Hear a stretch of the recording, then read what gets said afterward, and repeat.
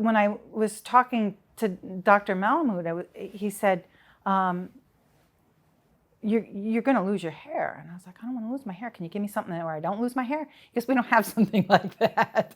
It was really traumatic for me because I realized how much I was hiding behind my hair.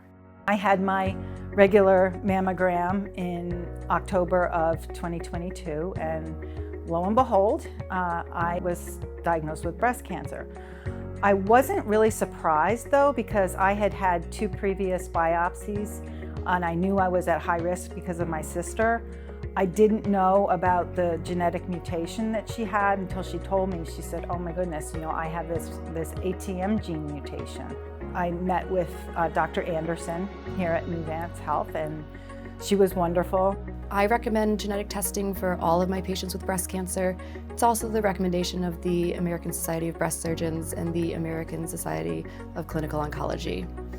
So Lisa was in agreement with that recommendation. We had initially planned for breast conservation, just removing her tumor.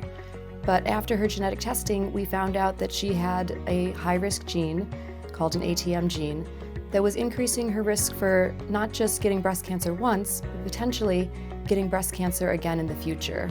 So with that knowledge, with the testing that we performed before surgery, we were able to reevaluate our plan and talk about the different management options, and ultimately she decided to remove both breasts.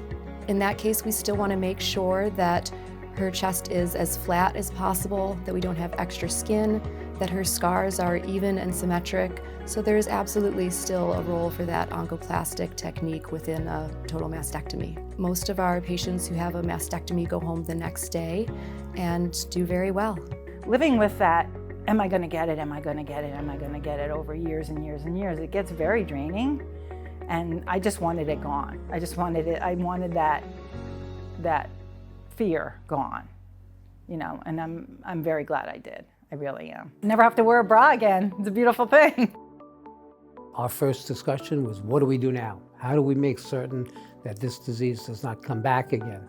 In the post-operative setting, the choices are hormone therapy, which is actually better called anti-hormone therapy, or chemotherapy, or both. Unfortunately, in Lisa's case, her what's called an oncotype score came back, and it indicated that she would benefit from chemotherapy prior to the startup of her adjuvant hormone therapy.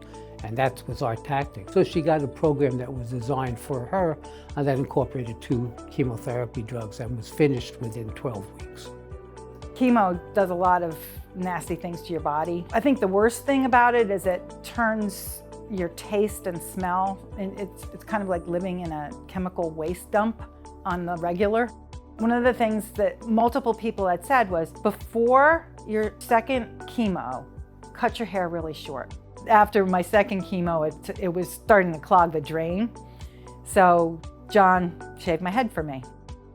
Taxotere and cyclophosphamide is a highly emetogenic regimen. It causes hair, nail changes, loss of hair, sores in mouth, discomfort in the mouth, alterations in taste. Also may have drop in white blood cell count. In terms of hair loss, many patients experience hair loss, partial or complete, during their regimen, and we discuss cool capping techniques, as well as provide prescriptions for cranial prostheses, like hair pieces. I remind patients constantly that we are going for cure, even with their severe side effects intended to cure her from her disease.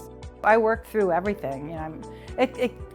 If I kept my mind off of it, it was better to work and keep busy than to sort of sit home, and then I'd start feeling sorry for myself, and John would feel like he had to take care of me, and I didn't want that.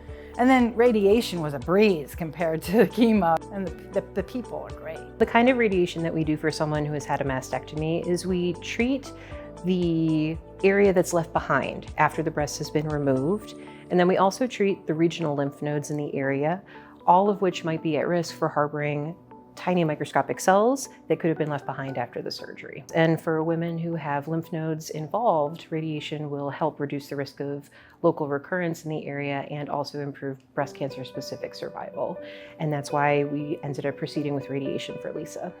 Lisa has done very well across the board. She went through the surgery very well, recuperated very nicely, tolerated the chemotherapy. We are in that business that we will continue to follow Lisa forever. She may be in my office or with my nurse practitioner, Diana, or in the survivorship program, but there is always someone here at New Vance Health who will be following her with her history of breast cancer, making sure that she's as well then as she is today. I give all the credit to this wonderful hospital and the caregivers here, and everybody here at Vassar is my family. And I got so much support, and I found that the more you ask for it, the more you're going to get. And it's very helpful to have so many people just put their arms around you. When I found out, I had been working with Joanne Redner. She worked in infection control at the time. When I found out I had cancer, she supported me. And she gave me a care package, and she also gave me this bracelet. And it says, "She doesn't fight alone." Just having that support throughout this whole process really was just amazingly supportive. And I just really appreciate everybody that supported me during everything.